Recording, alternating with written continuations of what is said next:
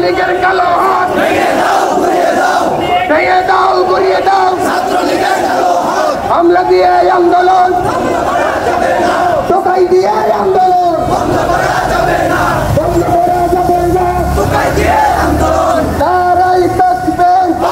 সংগ্রাম ভাইদেরকে বলতে চাই তোমরা ছাত্রলীগ করো করতে পারো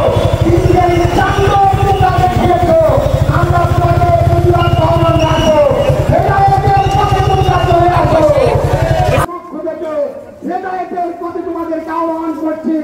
ছাত্রলীগ থেকে পদত্যাগ করো ইসলামী ছাত্র আন্দোলনে যোগদান করো। সংগ্রামী বন্ধুগণ এ পর্যায়ে সংক্ষিপ্ত বক্তব্য রাখবেন ইসলামী আন্দোলনে বাংলাদেশ ময়মনসিংহ জেলা উত্তর শাখার সংগ্রামী সেক্রেটারি মাওলানা মুফতি হাবিবুল্লাহ বক্তব্য রাখবেন।